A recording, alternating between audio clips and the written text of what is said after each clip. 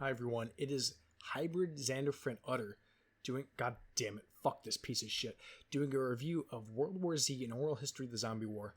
Real quick, before I start, I am not going to do any editing. There's going to be no sound changes. This is just going to be, straight off the dick. I don't care, and I'm too lazy and I'm too tired to do anything. So this is just going to be a review straight from my heart or whatever, and it's going to get posted immediately. So real quick, the official score or rating for the book will be at the very end of the review. It will probably say something, the slide will probably say something like, would I recommend this book? I think it says that, and that will probably be around when I give my actual score for the book. I am judging this book based on materials found within the book and not anything else that the author has published, as I've not read or interacted with any of that. So any complaint that I have about the book is purely from this book and not anything else. So I'm unaware of anything else surrounding this book. So before I start again with this book, is that I would like to thank the book committee guys, Pinkgaming4331, Swag Jesus, and Xena. These three have chosen this book, and they are the people that helped me choose my next book to read. So World War Z was one of the books that they chose, but they've chosen like 7 other books that I've read previously or that I am currently reading. And what they do is they just vote on different genres of books, and depending on the genre, I'll give them a bunch of different synopses of books within that genre, and they pick the book based off the synopsis. I'm just going to list them out, give some notable contributions or facts about them in case you want to know. So Pinkgaming4331, he was the one that asked me to make this video. So if you like this video and you want to see another one, make sure to like, comment, and subscribe. And I need you guys to thank Pinkgaming4331 in the comments, even if you are Pinkgaming4331 himself, for having me make this video. And I think I said this, but he expanded the book council. So Xena wasn't originally part of this, but Pink added her, so that's cool. Thanks, Pink. Spike Jesus is the next one. I'm going to say this first. I think this is more important than the other one, but he has never once wavered. There's one small exception where he's wavered on the dark fantasy vote, but that was only to get Pink's support for the next dark fantasy vote, which I don't think Pink ever did. So he has not gotten the support. He's been lied and made a fool of, and it's sad. But the other notable thing is he is Inflation Man, and that sounds really bad. That's not actually. That sounds way worse than it actually is. He has a medical condition that can kill him, but basically, if he goes outside or interacts with any new antigens that could cause him to swell up, go to the hospital, possibly die, and really, what this condition is he goes outside, gets hit with something new, and his belly becomes like really big and round. And it becomes really bulbous, and he gets really gassy, and he farts and burps, and he's like, "Oh, my belly's so round," and stuff like that. So it's a really serious condition. So love him in the comments or something. Make love to him in the comments. Then the last one is Xena, and she has recommended some books that I, for whatever reason, didn't have in my list, and she's the only other person, as far as I know, that actually reads. Swag Jesus does read. As far as I know, he reads philosophy, but that's not real reading. We all know that no one actually reads philosophy, so he doesn't read. And Pinkgaming4331 does get the books, legally or otherwise, and then he proceeds to not actually read the book. He'll read the first 15 pages and then be like, and then just not read it. So, moving on to the actual book, if you would like to read this, you can look up the PDF online. World War Z book PDF archive.org should give you a link to the book. You can also find it at that link. I'm not sure if I'm allowed to actually share that link, and I'm not sure if that link will actually work for you, but, works for me. So, yeah. So, again, I'm just going to quickly go over my background related to this book. I did hear about this book from my goat, and he did mention him reading it before 2013 when he was younger. Should have realized that. He was a kid around the time when he read it, and he really liked it when he was a kid. So that probably should have given me a hint about the book. But if you have not seen, other than hearing about it from him, I've not seen the movie or know anything about anything. I've not read or listened to any reviews prior to my reading of the book. So everything that I know about the book is from me reading the book itself. So what am I actually talking about? If you are unfamiliar, this book is again World War Z, World History of the Zombie War, blah blah blah. But it's about humanity going through through a world-spanning zombie invasion. It will be through. It says majority of the book is done through interviews, but it is all of the book done through interviews. So every single part of the book is technically interviewing someone else. But it's interesting. The book will start. It starts from the very first patient zero to it spreading throughout the world, to it humanity strongholds throughout the world, and then humanity strongholds fighting back and regaining territory lost throughout the book. So that is done all through interviews in the book. But during this section, during this general overview, I will talk about or I will go over a general overview of what I liked, and then the bullet points will be different sections of what I liked or what I disliked, and then different sections. I will not talk about this book from the very beginning to very end, but this will have me mentioning or even pulling up stuff from the book that I will talk about. So there are spoilers in this book. So let's start off with what I enjoyed. And I'm sorry if I keep coughing. I'm just trying to clear my throat so I don't sound like my voice is dying, which it is. Generally, throughout the book, I like the world building. I really enjoyed how the story follows seemingly unconnected people, but throughout the book, it creates a cohesive story from start to end. And I did lie a little bit. I did say I would break this down bullet point by bullet point. The overall world building part, I will not add. It will not be a bullet point. I'm sorry, I lied. But moving on.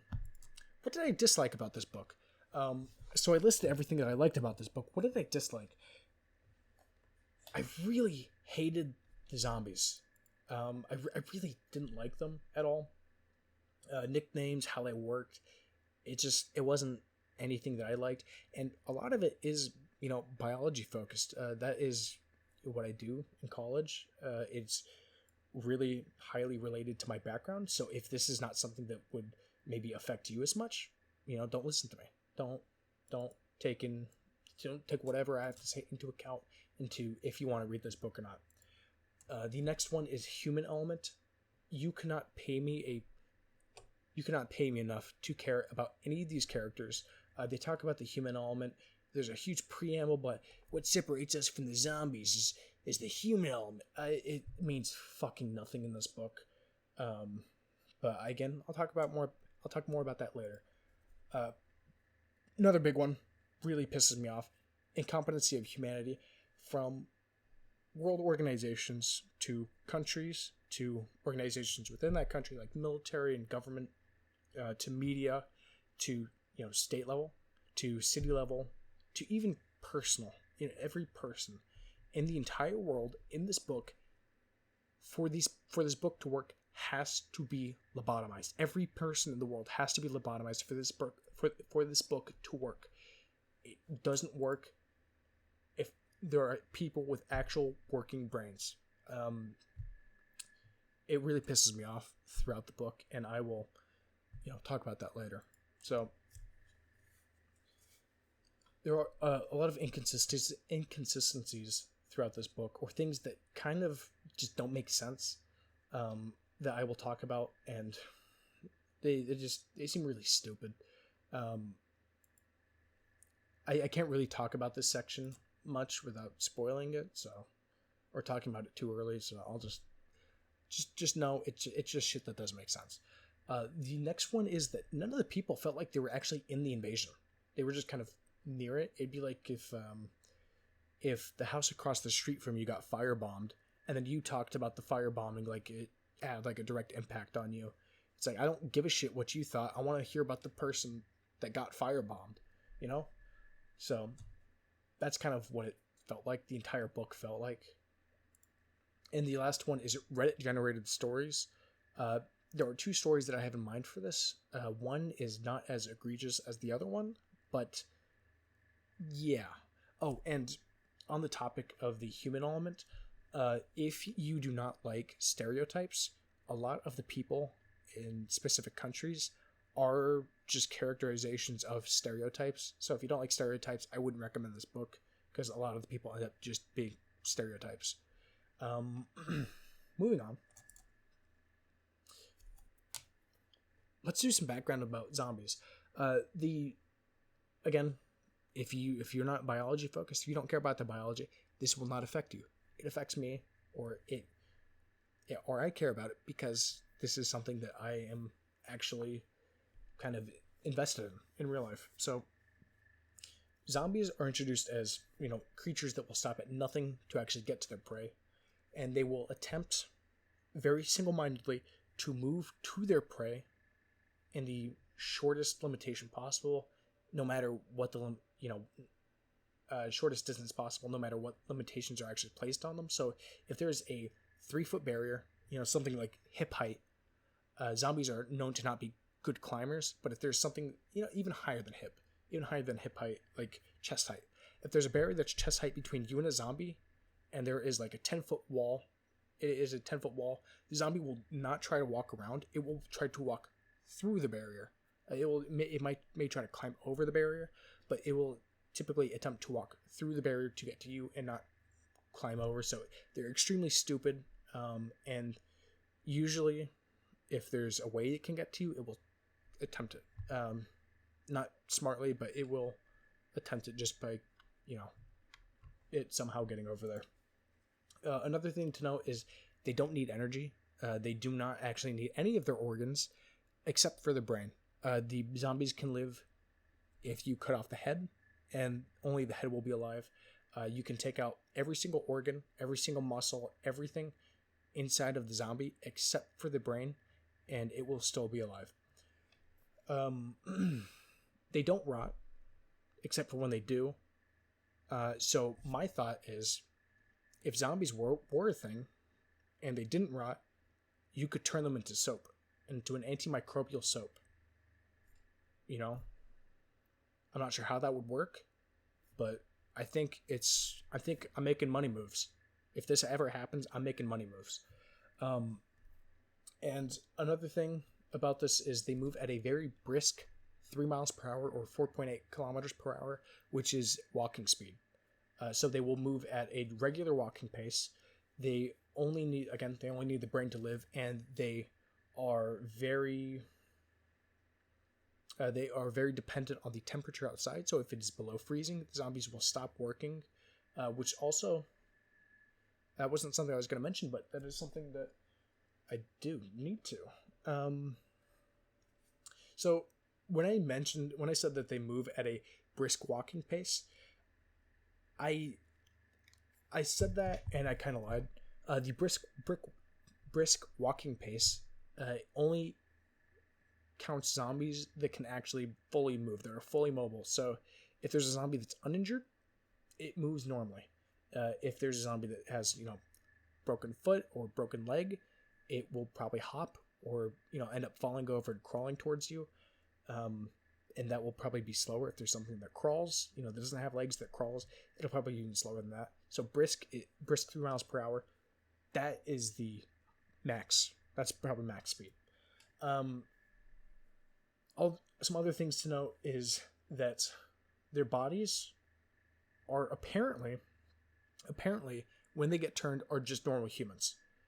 They are I think this is supposed to be on the next slide, but they're completely normal to you and me, except for one small exception, is that all the liquid inside, or all the blood at least, gets coagulated, so they don't have blood running, they don't have their organs working, and for whatever reason they can walk on the ocean floor. If you tried to walk on the ocean floor, let's say you don't need oxygen, you don't need to rest or anything, when you get about 1,000, let's say when you get to 1,000 or 1 kilometer down in the ocean, I believe that is 1,000 psi, I want to say, or 100 psi, something like that. Anyway, at that pressure, you will implode. You will get squished to nothing. But zombies are perfectly fine to actually walk on the ocean floor, and they don't mind it. You know, they actually like it. So I don't know why. But, and final thing to note about zombies is they don't need to eat. They don't need to eat. Again, they don't need their stomachs. They don't need their intestines. They don't need their esophagus. They don't need anything for digestion. But they do love killing animals. And why do they do this? It's not to, infect animals or have them be vectors of the virus to spread the virus further. It's just to kill them for the love of the game.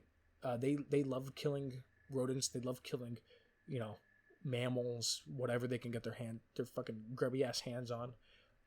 The only thing that they will not, I don't think technically actively kill, maybe, I don't think it would matter much, is the only thing that they can turn are humans. There's nothing about any animals being turned, so the only thing that can actually spread the virus is human flesh, or I guess humans, just in general.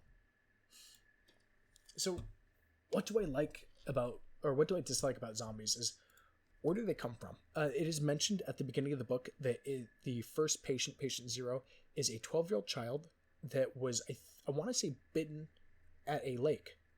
Now, the book takes place at the very after the zombie war, like I think 8 years after, something like that.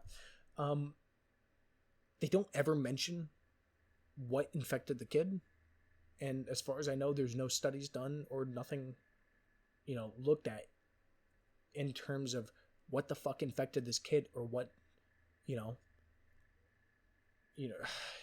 it's. Zombies are basically, beaten back. There's 30 million in the ocean, on the ocean floor, and I think a very important thing about being able to prevent any zombies from ever appearing again is to make sure that there's no fucking zombies left, or there's no way of zombies actually infecting other people. So why would you not, at least mention or say zombie, the case of, the zombie origin is being looked into? There's nothing to be made, and I think a lot of these things are just kind of leaps you have to make, or the author's kind of hoping you'll make, but it's not something that I enjoy, because there's a lot of stuff like this that's just kind of left up in the air, left unanswered throughout the book. Now, moving on more to a biology, biochemistry kind of focus, even a I was going to say a word, forgot the word. Anyway, there's no mention of how or why they work. Again, the brain is the only thing that they need. Oh my goodness. I'm sorry. So the brain is the only thing of what they actually need. There is nothing to say why that works. If you don't know anything about the brain, it gets energy from everywhere else in the body, so I'm not sure where the fuck it's getting energy from, or even how it works. If this were a paranormal thing, if the origins of the virus or the zombies was paranormal, I would not have any problems with how they work or why they work. You could just say ghosts or some bullshit. But if you give a biological reason as to why zombies exist, and don't give a biological reasoning as to why zombies work, it makes me kind of mad, because it feels like you're not doing any of the actual heavy lifting of zombies. You're just introducing it and being like, okay, that's enough. And again, zombies don't actually need anything. So let's just say brain, for whatever reason, is, makes its own energy, which is not something that the brain does, but let's just say it makes its own energy. How do the muscles work? Because if for the muscles to work, they need oxygen, and for oxygen to get to the muscles, they need blood. Blood's coagulated. The oxygen in the lungs, which they don't need, isn't actually getting to the muscles. How do the muscles still work? This is kind of a thing of, I guess, thermodynamics, but energy can't be created nor destroyed. And this is a closed system because zombies don't need energy. Apparently they use it, but they can replenish it or whatever the fuck. So what I'm thinking is, on top of making zombies into antimicrobial soap, we can also turn them into a generator. I'm not sure how we're going to do it, but we need to make infinite energy zombie generators, which, I think that would work. And again, there's nothing ever really concrete about zombies. This is traveling more away from the biochemistry focus, but more towards the behavioral focus, or I guess, behavioral is probably most closely best describes it. But there's no studies on how zombies communicate. There's no studies on how zombies will track prey, whether that's sight, sound, hearing. There's nothing.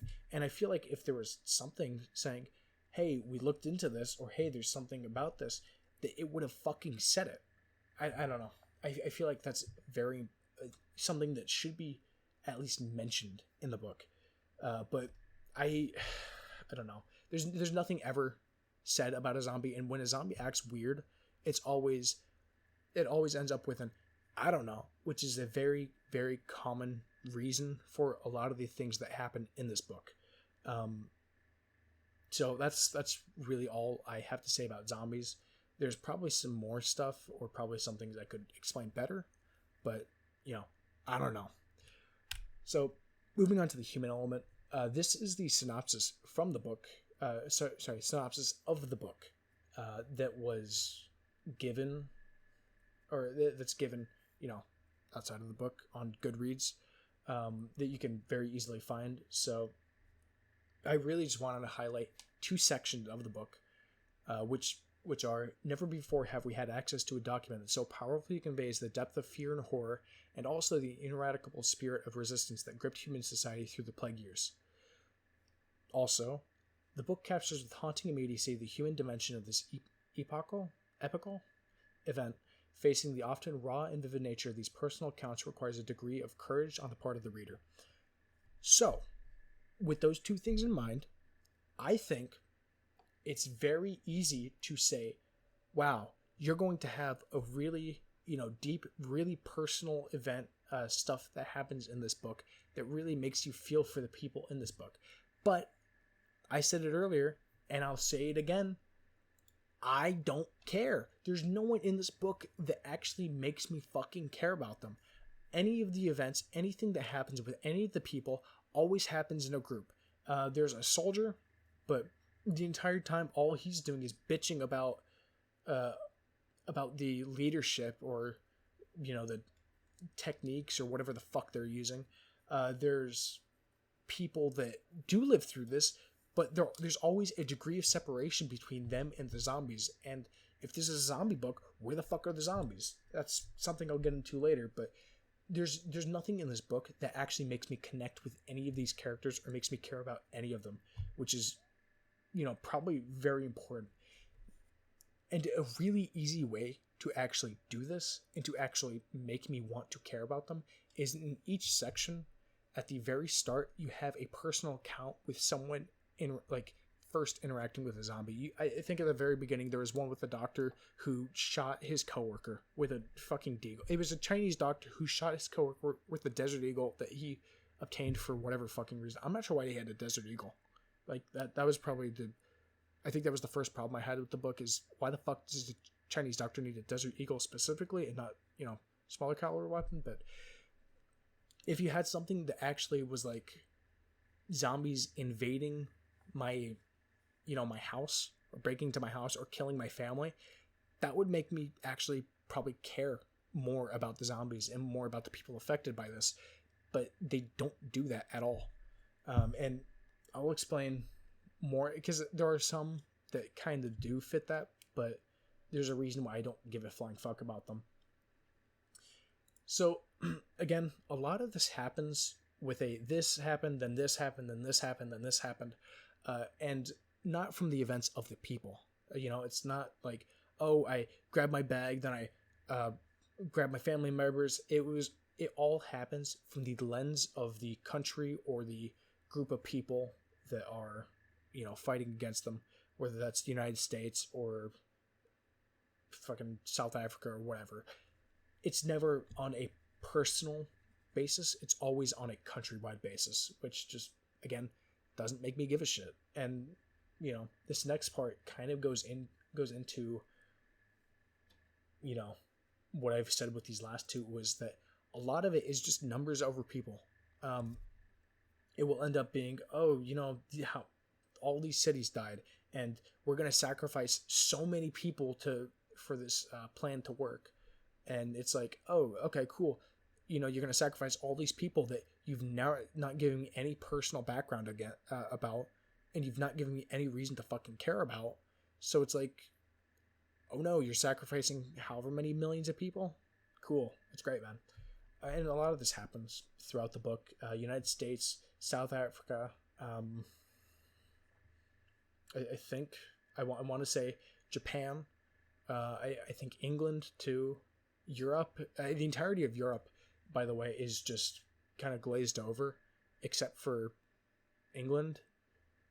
I'm not sure why, but yeah. There's no actual people in this book, and all of it is just numbers that are kind of thrown out generally as a look how bad this is.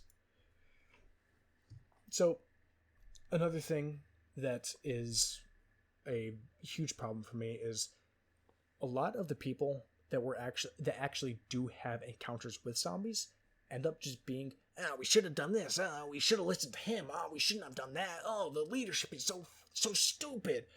And that is something I will actually talk about in a second, or a minute or two, with a actual account from the book, or a passage from the book. And this shit really just pisses me off, because I don't give a shit what this fucking soldier has to think when he's... I don't care about him. I don't care about his opinion. And usually a lot of the comments that they make are really fucking stupid anyhow.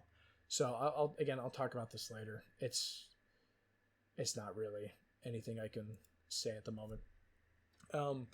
Everyone's a Fed. There are 1, 2, 3, 4 people, 5 people, maybe, in the entire book that are not government affiliated. And when I say government affiliated, I mean people that are not in government, people that are not in the military, so just civilians. Everyone else is a Fed. The entire book is full of Feds that are talking always about a country scale, countrywide thing.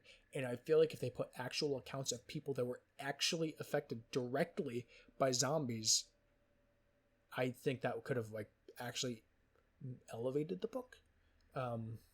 So I don't know. But majority of people are Feds, even the people that run away. Everyone's the exact same. You could, throughout this book, you could censor names, you could censor locations, and I could not tell you how many people were supposedly interviewed, and not only how many people were supposedly interviewed, but where they were supposed to live. The only way I could tell is if you give me the nickname for the zombies, and that's the only fucking way. But even then, I'm not sure. I don't know if there's actually fuck, man, I don't even know. But, throughout this entire book, there were maybe 3 stories that actually, there was like max 20 pages, being very generous, 3 stories with a max of 20 pages out of the 340 pages that made me feel anything about any of what was happening with the people that that shit was happening to. Other than that, I didn't really fucking care. And again, a lot of the triumphs, a lot of the triumphs or horrific things that humanity has faced are always from a degree of separation, and always has like a degree of separation, and it's never the person actually undergoing it. There was, oh man, again, so one of the civilians, this happens throughout the book multiple times. One of the civilians is I think father. I don't know if it's the father or mother, but they hear about the zombie virus, and they're part of the first wave of Americans that leave for Canada. So they just start driving north. They head north. They reach these new cold lands, and they talk about how they're fucking, I don't know, roasting hot dogs over a fire with the fucking 20 other families that were there in the Canadian wilderness. And then all their story is when more people come, they're like, oh wow, everything here is a shithole now. And all they do is fucking leave. They don't actually interact with zombies at all. Maybe I think they run into one on the road, or someone that's turning on the road, but it's like, I don't care. There's always like one interaction, but it's always a small interaction that you can easily just fucking skip over because it doesn't add anything to the story. Maybe it's like, oh, you look how close we were to a zombie, but it's just done in such a shit way that I couldn't give a shit about. And yeah, on top of that, I think I said this earlier, but a lot of the triumphs that humanity has, even during the worst times, was always not talked about by the person that was undergoing that.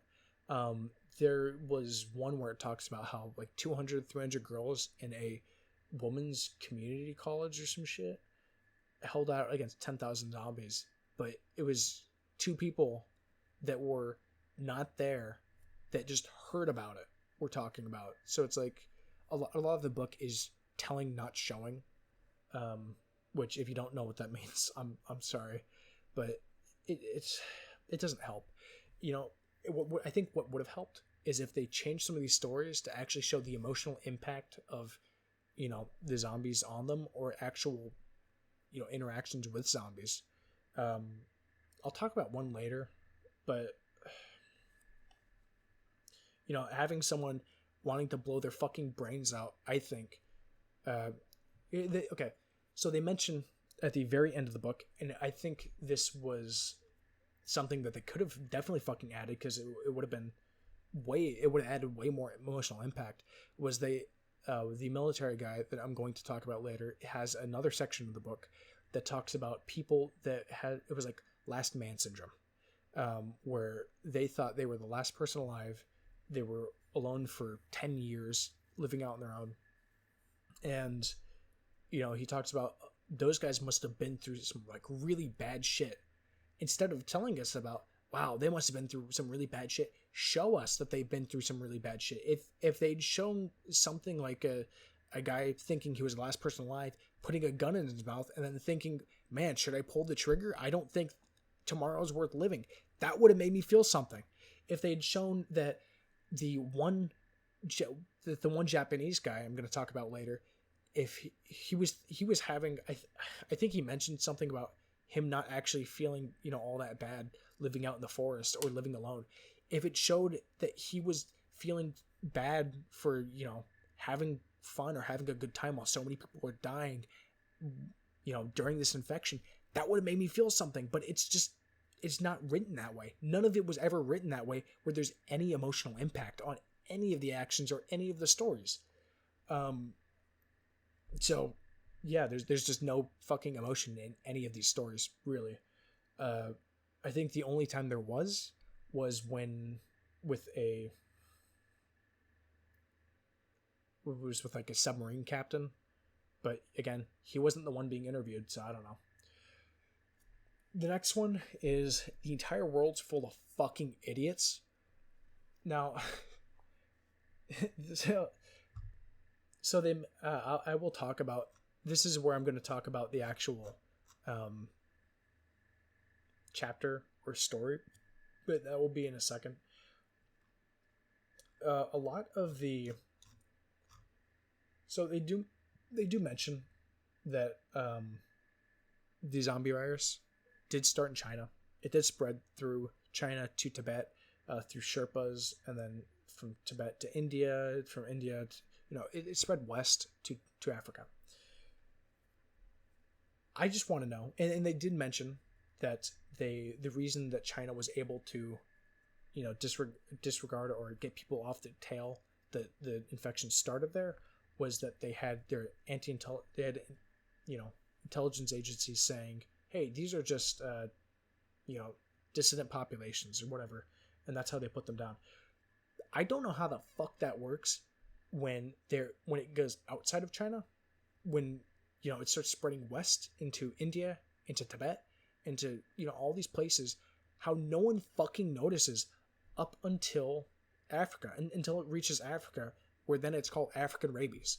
And I don't have a problem with calling it African rabies, because that did happen, before in history with the Spanish flu, where people thought, oh, this disease came from Spain, it's Spanish flu, when I think there's some evidence saying it's from like Indiana or something.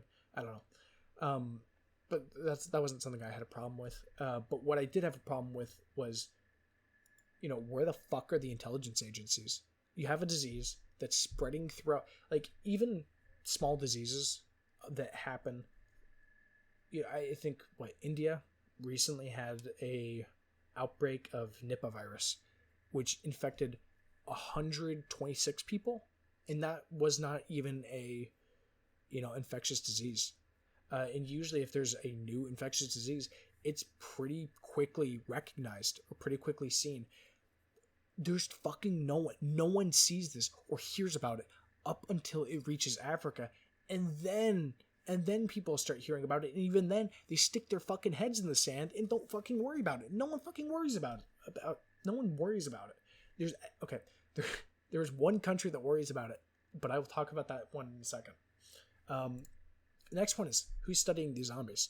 Again, this goes on to the this kind of piggybacks off the nothing concrete about zombies part and the problems I had with the zombies. There's apparently, I think they mentioned something about zombie. Yeah, they mentioned something about zombie communication, or how zombies move or something.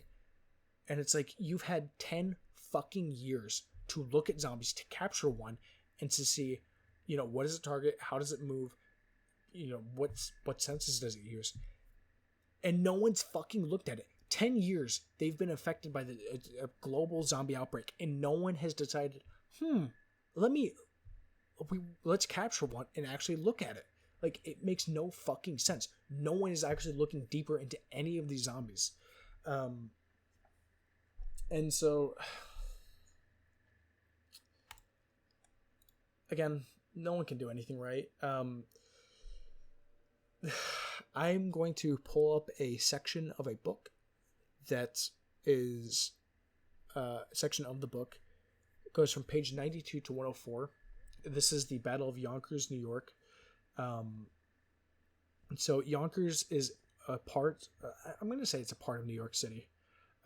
It is on the very outskirts from the center. From the center is about a 40-minute drive. I would say that's probably a couple hour walk or a few hours walk, if you actually do decide to make the walk. But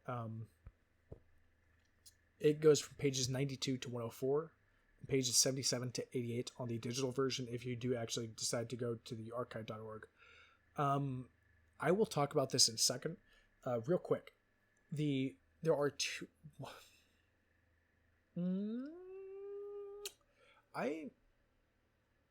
actually, I'll talk about that later. So this one will probably take me 30 minutes to get through by itself. I will not be able to. I think it's. I will set a. I'll try to set a noticeable point, or a divide point in the time on YouTube, so you don't have to sit through this if you don't want to. But this is actually a passage in the book. So again, this is on the Battle of Yonkers in New York City that the United States had against zombies. Before this, they had previously said, the soldier had previously said that the USA had a conflict called the brushfire conflicts, very much kind of like Desert Storm and all of the Middle Eastern conflicts we had, or Vietnam, where they said it was extremely bloody. The United States didn't want to be at war anymore. Everyone was so tired. Throughout the book, they never explicitly say where these brushfire wars happened, but I think there are hints about where exactly this happened in the world, and I do believe the brushfire wars with the United States actually happened in Listenborg. Now, again, there's stuff throughout the book that kind of tells you where exactly this happened, and I think the easiest place to say is probably I'm not sure if you can see my cursor. It is probably the northwestern coast, around there, like northwest northern coast. Northwest western coast of Listenborg, and that's probably the most likely place that these brushfire wars happened. But again, that's kind of just preamble, or for background stuff about the war. But he then goes on to talk about how that the government didn't have much support. They couldn't rally American troops. They couldn't do all this, that. One thing I did have a problem with that is that if the government really wanted a war, they are really good at falsifying events and shit that happens to actually evoke a response from the American public to actually gain support of a war. I think even if there was no support for a war previously, if we are getting attacked on the mainland, I think you pretty quickly get support for a war or conflict or a draft by the people, like, really fucking fast. So it doesn't make any sense to me that they can say, oh, the American public doesn't want a war, but when the American public is getting attacked, I would think they would want a war. I mean, I don't know. It makes no fucking sense that the United States is getting directly attacked, and the United States also doesn't want a conflict. So, I don't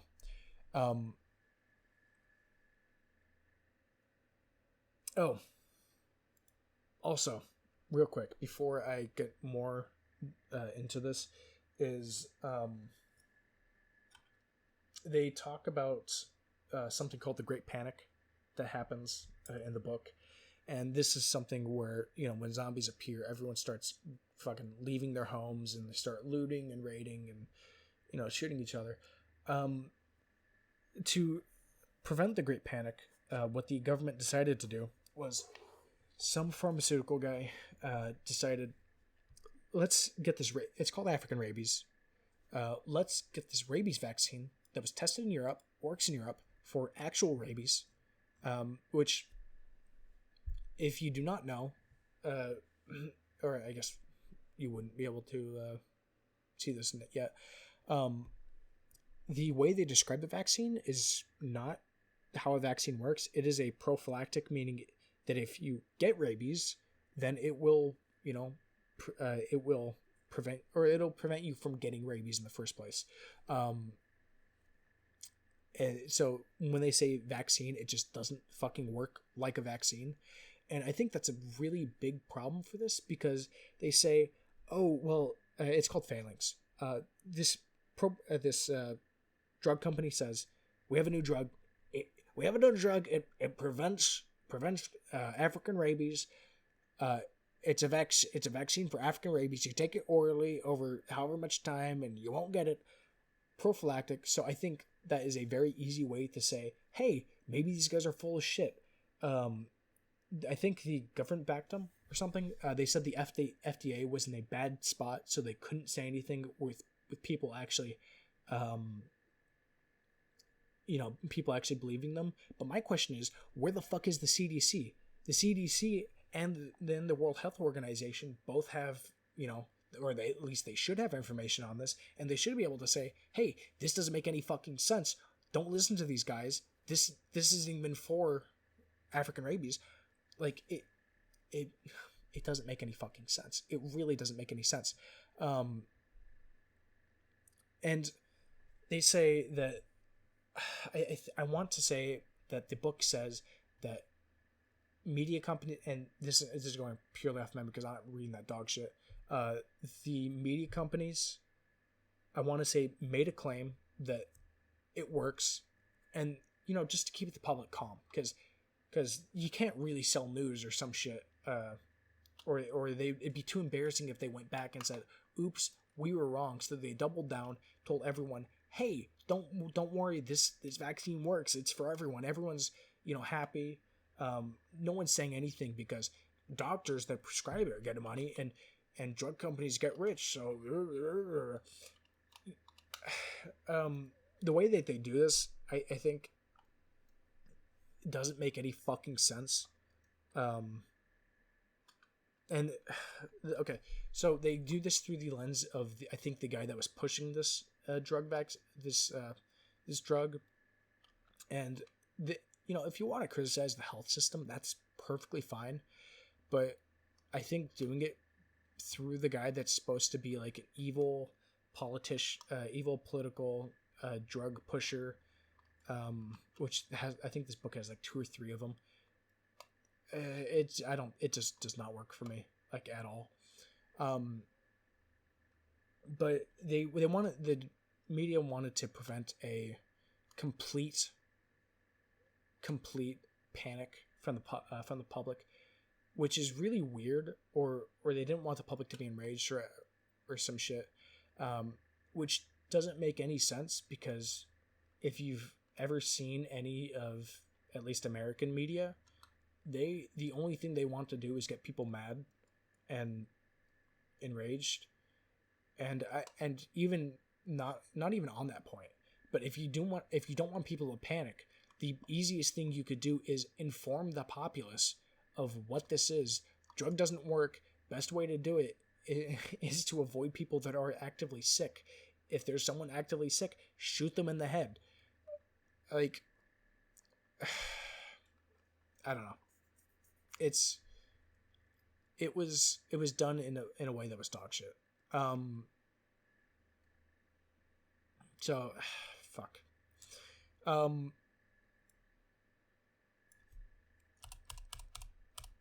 Sorry.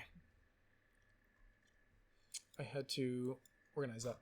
So they mention moving on to the actual the Battle of Yonkers.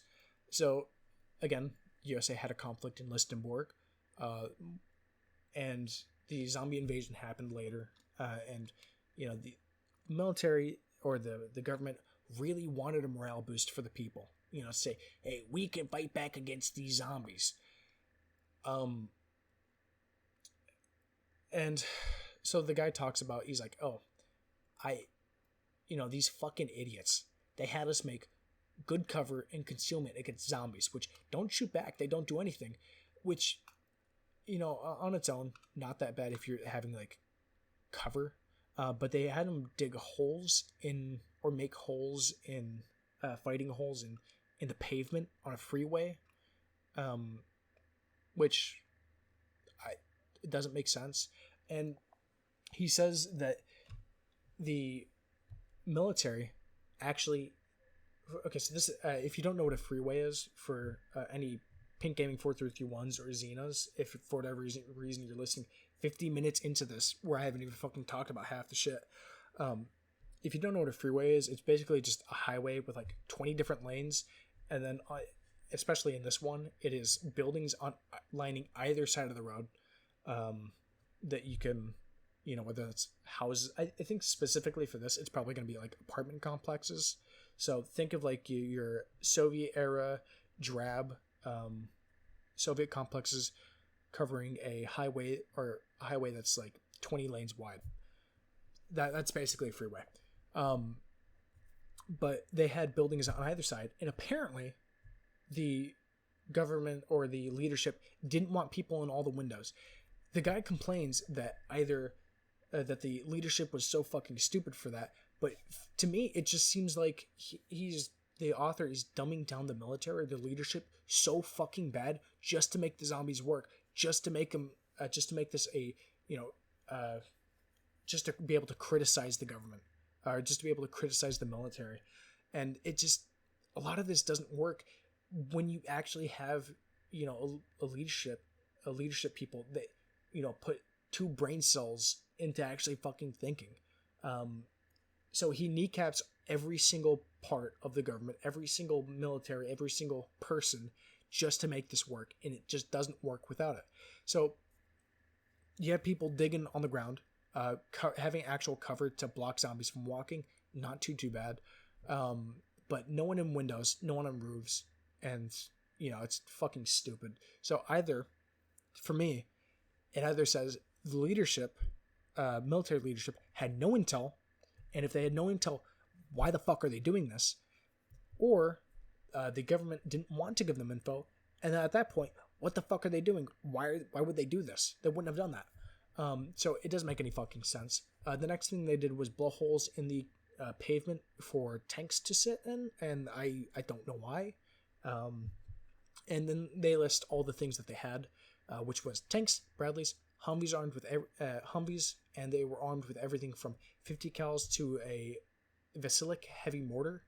They had Stingers, which are surface-to-air missiles,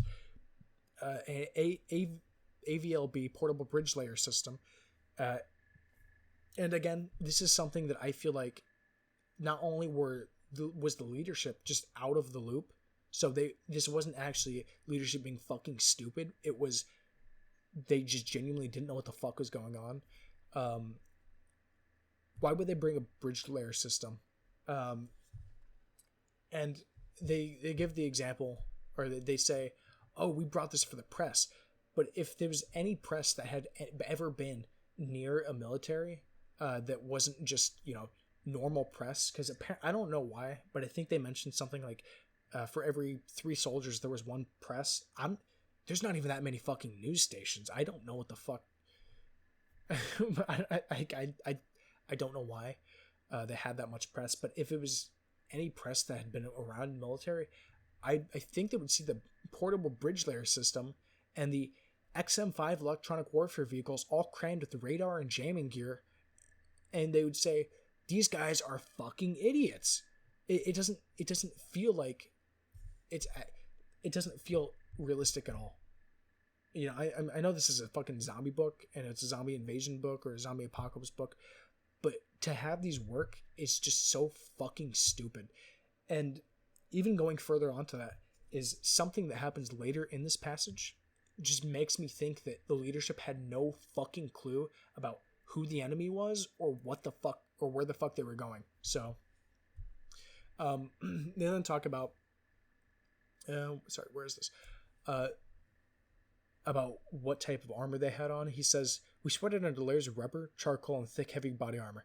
And what genius thought to put us in body armor anyway? Because the press reamed him for not having enough in the last war? Why the hell do you need a helmet when you're fighting a living corpse? So, great. That's great.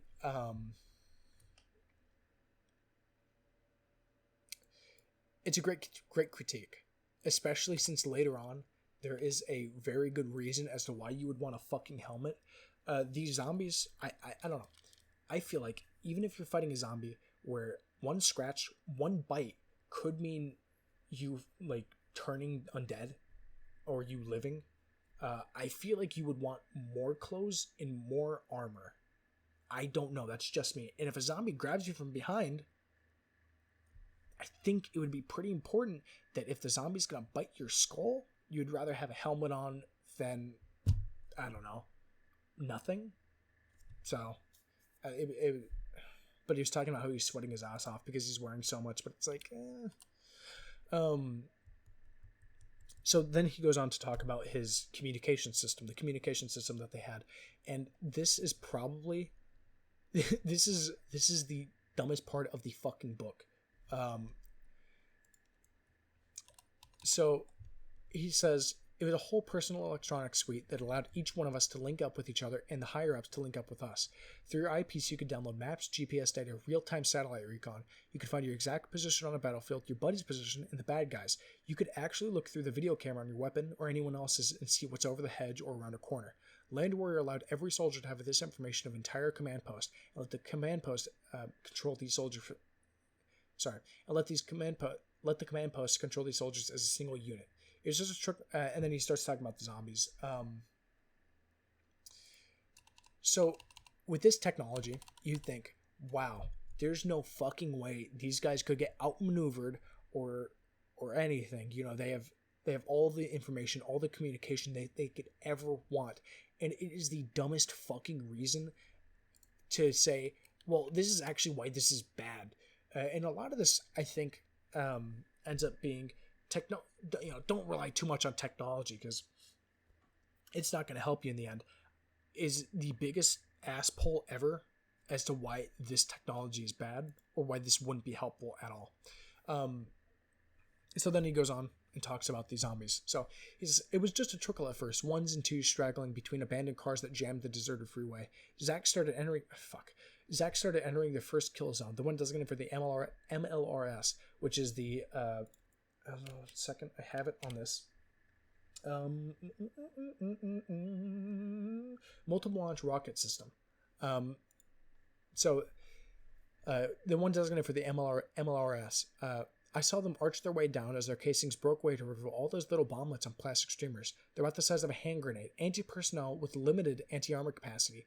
They're scattered amongst the zombies, detonating once they hit the road or an abandoned car. I gotta be honest, it was a rush. Dudes were cheering from their mics, me too, watching ghouls start to tumble.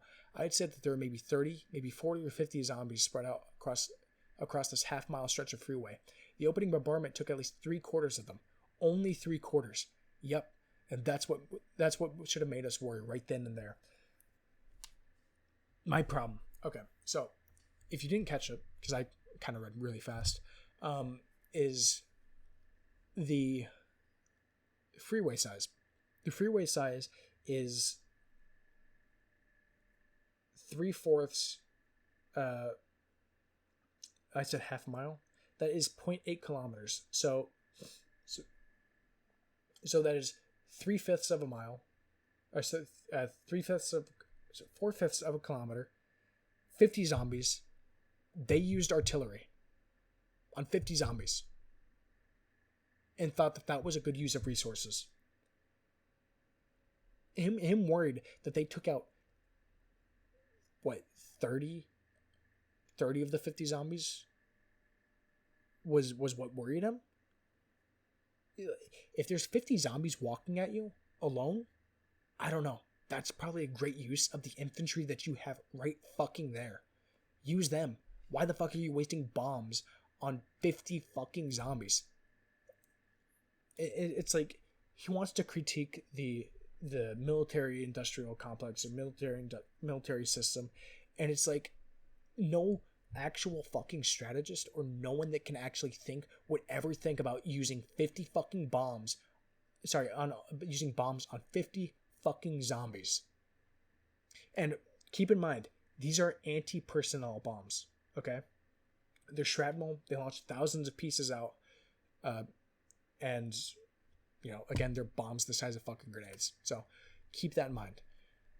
So steel rain hit each and every single one of them, shredded their insides, organs, flesh scattered all over the damn place, dropping from their bodies as they came towards us. But headshots, you're trying to destroy the brain, not the body. And as long as they got the work on thinker and some mobility, some were still walking. Others too thrashed to stand were crawling.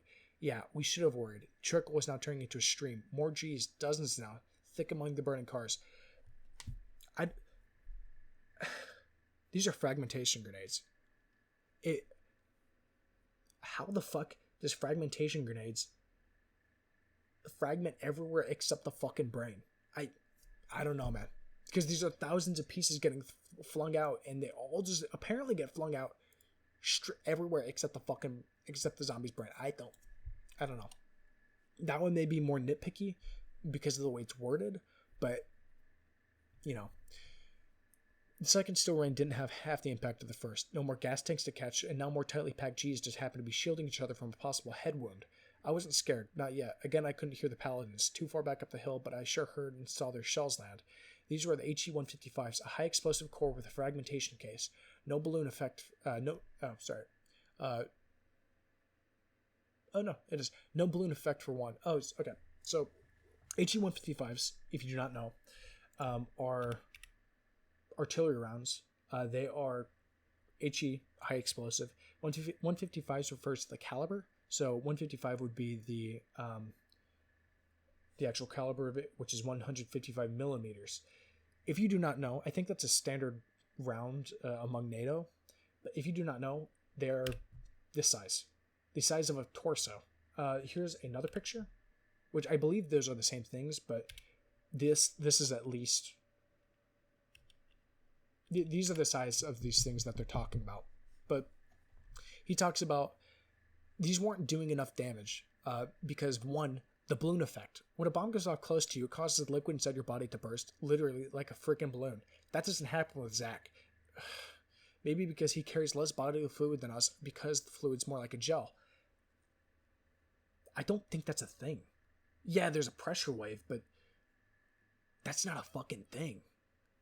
There's no, that's, I looked it up. I did look it up. I could not find fucking anything on that. And the other thing was, sorry.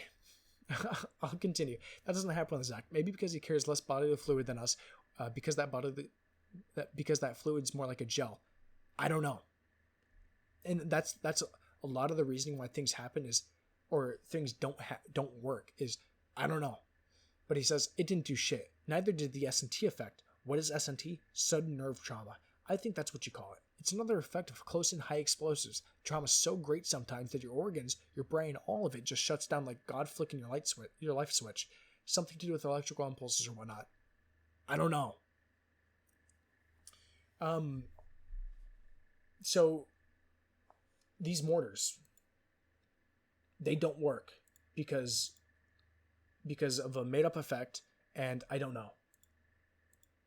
These aren't anti-personnel mortars, so just if you're ever in a military conflict against infantry, never try to use this artillery because I don't know. Another thing is the MLRS, grenades. It's weird that they only work. The anti-personnel weapon only works when it's near a vehicle. A lot of it is said that that these only really worked because there were so many cars and so much, you used it against 50 fucking zombies, then you use it later and it doesn't work because I don't know. But the anti-personnel and very slightly anti-vehicle weapon only works when a vehicle's near. So just remember that anti-personnel don't work against personnel, but they work only against personnel when a vehicle is near. Also, if these zombies are so tightly packed together that they are blocking each other's heads from getting hit, I would think that they would also be blocking the road. And I would also think that if these things are falling out of the fucking sky, that they're going to hit the head pretty fucking hard. And if they're not hitting the head, let's say that the zombies' arms are all up, they're blocking each other's heads, they're going to be hitting them still. And when they blow up, they're going to fragment against the fucking heads. Like, it... But, it doesn't work because I don't know. Also, a thing to know about these HE-155s is they are... Again, they don't work because the balloon thingy, the balloon effect thingy, and the S&T thing. The pressure from these explosions don't also work. Again, because the balloon thingy. And the debris from the HE-155s don't work because they're so tightly packed that the fragments can't hit the head. But just to tell you how big of a fucking waste these pieces of trash are.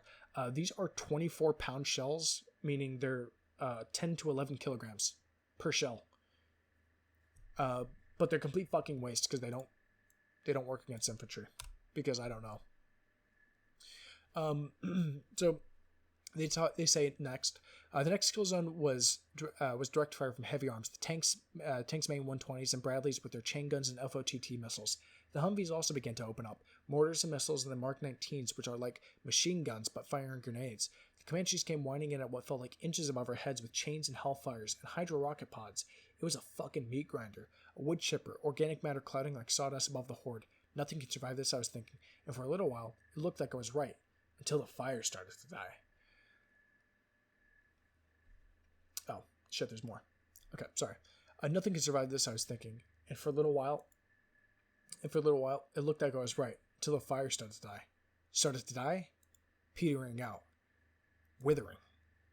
No one thought about it. No one. Don't pull my pud with stories about budget cuts and supply problems. The only thing in short supply was common fucking sense. Not only did this West Point War College metal up to the ass 4-star fart bag said, hey, we got plenty of fancy weapons. We got enough shit for them to shoot. We got enough shit for them to shoot?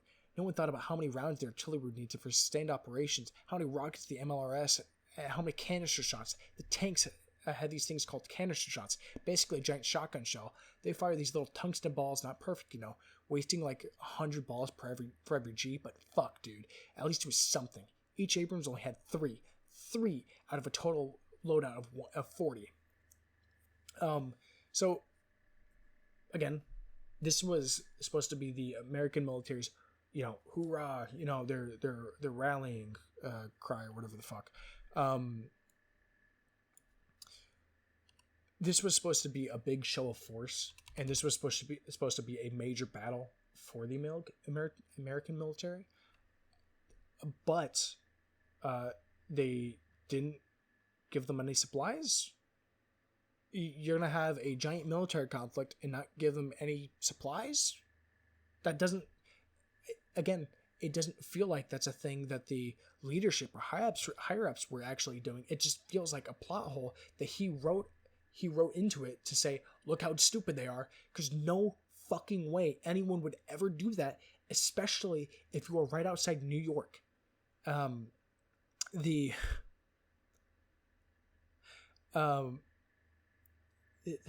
Again, Yonkers, 39 minutes outside of New York City, the center of New York City. 8 million people, all presumably turned into zombies. You're starting a conflict with no ammo? That's not something anyone would ever fucking do. And, actually, that's something I'll talk about later. You know what a silver bullet and armor-piercing depleted uranium dart's going to do to a group of walking corpses? Nothing. The fire was dying, Zach was still coming, and the fear, everyone was feeling it. In the orders from the squad leaders, in the actions of the men around me, the little voice in the back of your head that just kept squeaking, oh shit, oh shit. We were the last line of defense, the afterthought when it came to firepower. We were supposed to pick off the random lucky G's that happened to slip through the giant bitch slap of...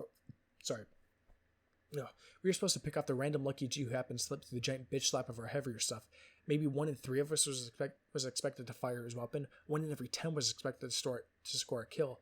They came by the thousands, spilling over the freeway guardrails, down the side streets, around the houses, through them, so many of them, their moans so loud they echoed right through our hoods. The infantry's not ready to do their fucking jobs? What the fuck are you deployed to do? Sit there and look fucking pretty? You're not ready to shoot? And on top of this, let's say the leadership, because they do mention leadership, probably old people, 80-year-olds. Let's say they are this fucking competent, and they didn't know about the zombies. Actually, that would make sense. If you know these are zombies and the only thing they do is walk at you at a brisk 3 miles per hour, would it not be, maybe important, maybe cool, I don't know, to set up barricades that zombies can't pass? Zombies are shown or are told throughout the book, in some instances, to be terrible climbers. So really all they can do is walk at you. And if they are walking at you, do you know what's really cool? You can just block them. If you get a barrier, you can block them. Or you can walk away. Well, So he starts talking that he's a machine gunner in his squad, and that he was that people were apparently criticizing them for not killing enough or some shit. Blah blah blah. We made every Zach pay for every fucking inch. Maybe if we had. Oh yeah. Okay. You think that after watching all the wonders of modern warfare fall flat on their hypertech ass, not that after already living through 3 months of the Great Panic and watching everything you knew as a reality being eaten alive by an enemy that wasn't even supposed to exist, that you're going to keep cool fucking head and steady fucking trigger finger? Well, we did. We managed to do our job and make Zach pay for every fucking inch. Maybe if we had more men, more ammo, maybe if we had been allowed to focus on our job, and warrior, high-tech, high-priced, high-profile, netro-fucking-centric land warrior to see what was in front of our face was bad enough, but Spybird uplinks were also showing how truly large the horde was. We might have been facing thousands, but behind them were millions. Remember, we were taking on the bulk of New York City's infestation. This is only the head of one really long, undead snake stretching all the way back to Time fucking Square. We didn't need to see that. I didn't need to know that. The little scared voice wasn't so little anymore.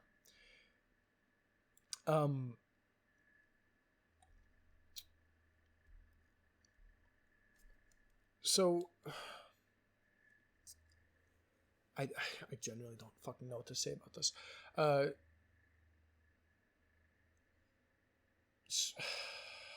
Fuck. For whatever reason, I told you earlier about what is this? Land Warrior, the communication and a communication array that they had. You can see everything, you can hear everything. Why in the fuck does an infantryman need access to a satellite, a real-time satellite that's probably taking up bandwidth, to look at the horde?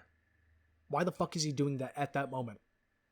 And my question is, they do mention that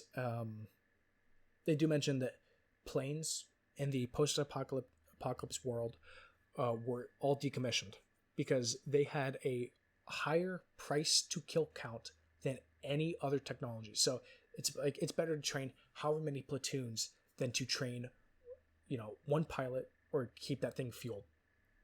What I don't get is you have giant population centers like this, like New York City, 8 million people turned into zombies. Grab a fucking B-52 and bomb the fuck out of the zombies. You can bomb them. Okay, zombies are creatures, again, very simple-minded. They hear a noise, they smell something, they see something, they will walk at it. You can stick a fucking speaker on top of a steel pole, collect thousands of zombies, and then fucking bomb it. That's one way to deal with zombies. And no one's thought of that? That's not something that they do? Okay, now actually the worst part of this fucking book. Oh shit. And suddenly it wasn't in my head anymore. It was in my earpiece. Every time some jerk-off couldn't control his mouth, Land Warrior made sure the rest of us heard it. There's too many. We gotta get the fuck out of here. Someone from another platoon, I didn't know his name, started hollering. I hit him in the head and he didn't die. They don't die when you shoot them in the head. I'm sure he must have missed the brain. It can happen. A round just grazing inside the skull. Maybe if he'd been calm and used his brain, he would have realized that. Panic's even more infectious than the Z germ, and the wonders of Land Warrior allowed the germ to become airborne. What? They don't die? Who said that? You shot him in the head. Holy crap, they're indestructible. All over the net, you could hear this. All over the net, you could hear this. Browning shorts across the info superhighway. Everyone pipe down, someone shouted. Hold the line, stay off the net, an older voice. You could tell, but suddenly it was drowned out in the scream, and suddenly my eyepiece. I'm sure everyone else's was filled with the sight of blood spurting into the mouth of broken teeth. The sight was from a dude in the yard of a house behind the line. The owners must have left a few reanimated family members locked in when they bugged out. Maybe the shock from the explosion weakened the door or something, because they came bursting out right into this poor bastard. His gun camera recorded the whole thing, fell right right at the perfect angle.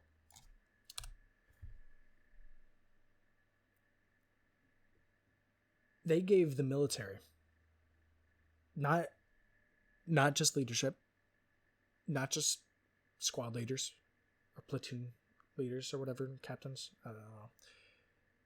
They gave every single dumb fucking piece of shit infantry access to hot mic across the entire fucking unit, and they didn't have a way to mute them. You can hot mic to the entire fucking army. All to say that, look, you can't depend on technology. Technology isn't good. You can't be dependent on it. If you have implemented a way that to mute infantry, to only speak to their platoon and only have or only speak to their squad, and have squad captains, squad leaders speak to anyone higher than them. If you limited the access that the Marines or the soldiers could actually see, because they don't need uplinks. Sure, you can give them access to other squad leader or the rest of their squad's guns or views. Why the fuck are you giving them access to everyone? And why in the flying fuck did this guy go from a satellite uplink to watching a guy in the back just so he can watch his fucking death cam? And then, on top of that, you want me to believe that the army, the military, brought in, artillery? They brought in a bridge. They brought in the fucking latrines. They brought in press into one area outside of New York, and they never cleared their fucking area? They never cleared any of it. They have people behind the line getting attacked behind them. They never cleared that? Like, this is... I don't know if I'm fucking crazy or what. Because this doesn't seem like advanced strategy. I don't know. Fuck. It's talking about...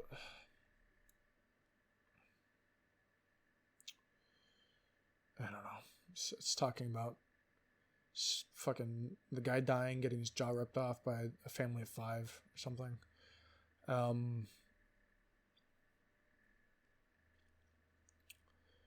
Then he talks about the bombers finally showing up, but they only bombed the... I guess they did a danger close bombing, and they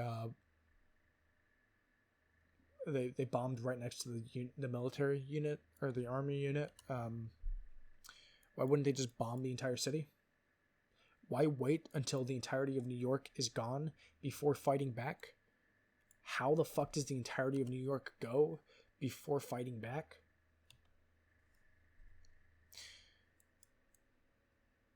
Some were steaming, some were burning. Still, some were steaming, some were still burning. Some were walking, some crawling, some dragging themselves along on their torn bellies. Maybe 1 in 20 were able to move, which left a couple thousand behind them, mixing their ranks and put. They bomb only the zombies. God forbid they bomb the fucking zombies in the back. God forbid. They bomb the millions of fucking zombies. God forbid they get a higher kill count to bomb the millions of zombies behind them. I don't fucking know.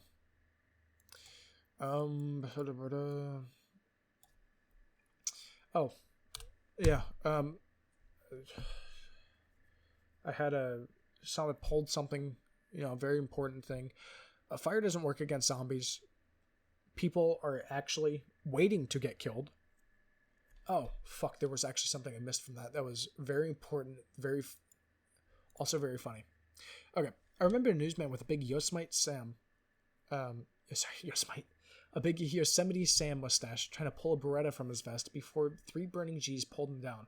I remember a dude forcing open a door of a news van, jumping in, throwing out a pretty blonde reporter, and trying to drive away before a tank crushed them both. 2 news choppers crashed together, showering us with their own steel rain. One Comanche driver one Comanche driver, brave, beautiful motherfucker, tried to turn his rotor into the oncoming G's. The blades diced a path right down their mast before catching on a car and hurling him to the A&P.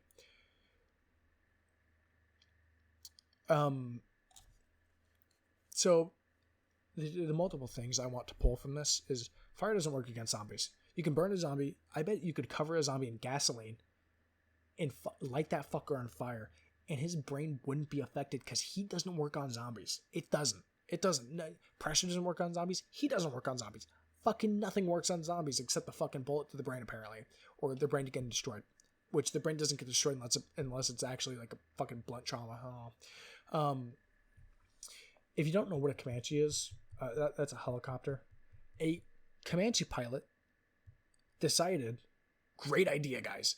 Let me bring the helicopter down to the level of the freeway and let me try to cut off the heads of zombies. He fucking killed himself. What the fuck is he doing?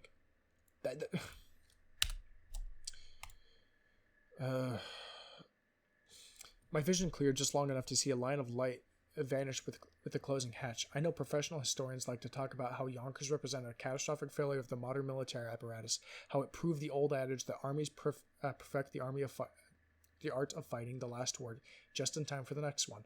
Personally, I think that's a big old sack of it. Sure, we were unprepared. Our tools, our training, everything I just talked about, all one Class A gold standard clusterfuck. But the weapon that really failed wasn't something that rolled off an assembly line. It's as old as, I don't know, I guess as old as war. It's fear, dude. Just fear, and you don't have to be son of frickin' Zoo to know that real fighting is about killing or even hurting the other guy. It's about scaring him enough to call it a day. Break their spirit. That's what every successful army goes for. From tribal face paint to the Blitzkrieg to whatever we did to what we did the first round of the Gulf War II. Shock and awe. Perfect name. Shock and awe. But what if the enemy can't be shocked and awed? No, not just won't, but biologically can't.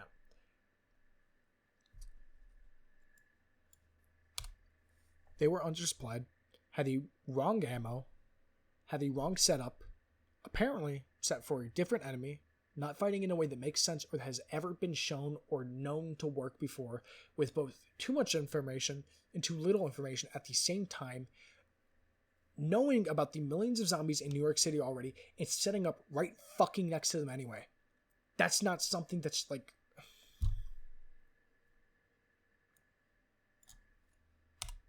The last thing I remember was the Bradley being tossed like a Hot Wheels car. I don't know where the hit was, but I'm guessing it must have been close. I'm sure it had I'm sure I've still been out.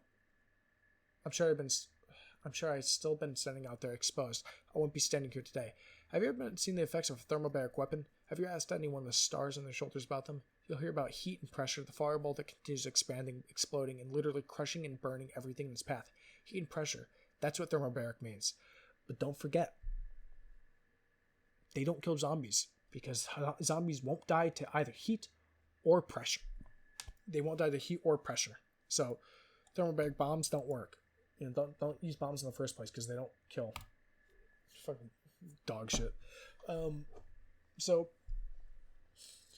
finally getting away from the military system, we're going into the inconsistencies of this book, and a lot of this book ends up after the Battle of Yonkers. They end up getting away from guns. They move for whatever reason into melee weapons. Now this doesn't make any sense to me, because if you're fighting an enemy that can only travel or that can only spread through physical touch, why the fuck would you want to get anywhere near them? Now, specifically for the American,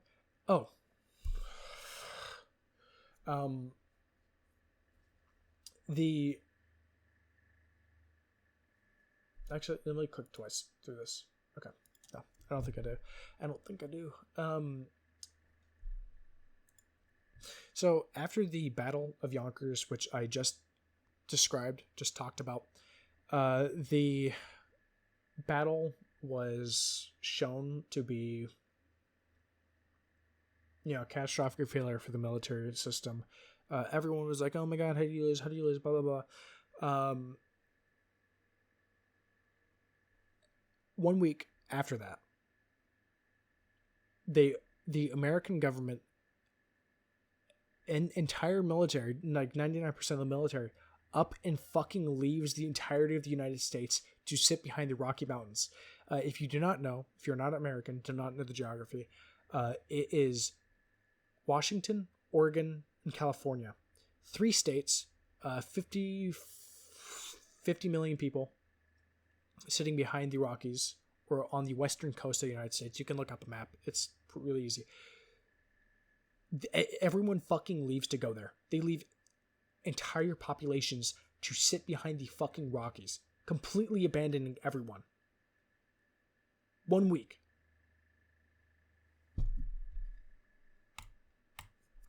So the military starts prioritizing melee weapons for whatever reason, or at least like defense force. I don't know. They also change weapons. So they prioritize melee weapons. One, I think it was some dipshit Marine had created this piece of art or some shit. It's described as a heavy steel rod ending in what looks like a fusion of a shovel and double-bladed battle axe. I have a few problems with that. To kill a zombie, you can't just cut off its head, you need to destroy its brain. If you are fighting a zombie with a weapon that is sharp and cutting off the brain, you're wasting energy. Cutting off the head, you're also wasting energy destroying the brain. Just destroy the head. Another thing is that if you are fighting something which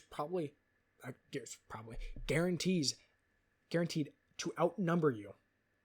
If you are fighting something that is guaranteed to outnumber you, why the fuck would you want a heavy weapon, a heavy steel rod? That makes no fucking sense. I have a better idea. Switch out the heavy steel rod for a wooden rod. Okay? Switch out the shovel, the fusion of a shovel and double-bladed battle axe for a blunt instrument. Because the problem with a sharp weapon is that if you have a sharp weapon, you need to maintain edge alignment. If you're maintaining edge alignment, that's more energy, that's more focus, and you can way easier fuck up the actual strike on an enemy and end up, I don't know, catching the fucking weapon in their body where you can't pull it out, where you're going to have trouble, where you're going to fucking fidget with it. Better idea. Wood rod. And on the wood rod, you have a metal head that is like blunt. You guys are going to have to do some heavy lifting here. If you look up like a metal rod with a blunt head on the end, a wooden rod with a blunt head on the end, you might be able to find. I don't think that's ever been invented before, but you can try looking it up. I may be a genius right there. $1 million idea. You have to maintain edge alignment. You have to use a weapon that's really heavy. And you're using a fucking melee weapon out of everything. They actually do. So the United States, I guess this is for like defense forces or some shit. No. They mentioned they make 23 million throughout the war, and I think they're still being produced. So much steel is being fucking wasted on a metal rod. Like genuinely, just use wood. On top of that, edge alignment, fucking stupid, waste of resources. You get more with less if you just use a fucking mace, something that's blunt. I don't fucking know. Warhammer, that would work. 40k maybe.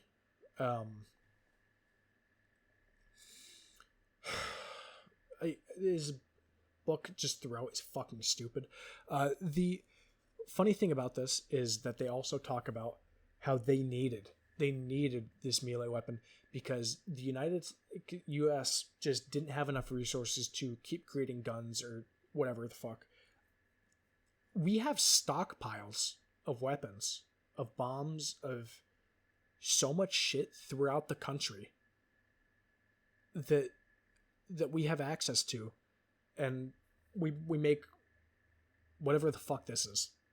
And later on in the book, I want to see if I can find it. I want to see if I can fucking find this.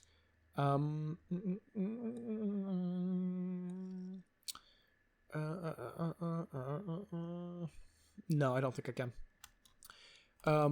So they mentioned that they changed the M4 platform, the M4A1 platform, because it's, you know, so unreliable or so inaccurate or some bullshit, for the SIR, which they describe as a 5.5. It's a 5.56 gun, but it is a highly modular gun that doesn't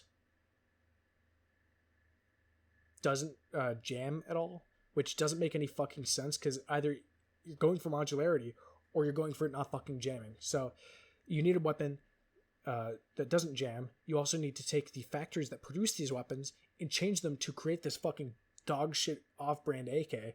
And then not only that, you need to say that the M4 isn't fucking accurate. So you're changing a weapon, you're changing factories, you're spending resources to change everything to make a fucking off-brand AK that apparently has more kick, even though it shoots 5.5, which doesn't have that much kick, so I don't fucking know. They have ocean zombies. Again, talked about these. Zombies can live at apparently pressures of, 1,000 psi. They don't implode. Cuba. So throughout the book, they mention that, countries have lived and... Oh, actually, I guess on the topic of ocean zombies, if you were... Or even in the... they talk about zombies not living or not being active in the winter when it becomes below zero. If that is the case, the cells in the brain are getting frozen too. And if those cells are frozen, without anything to hold them into like a solution, like glycerol, that prevents crystals from forming. If these are not in a solution that can prevent crystals from forming, the brain will actually start to die. The crystals will ice crystals will form in the brain, and that will cause the brain to get fucking destroyed. These cells will blow up in the brain, but it doesn't do that because because that would make too much sense. I had my Pinkgaming4331 talk to me about this, and he made a point that I disagree with, and this is coming from someone that hasn't actually read the book, but I thought it would be something to actually at least mention.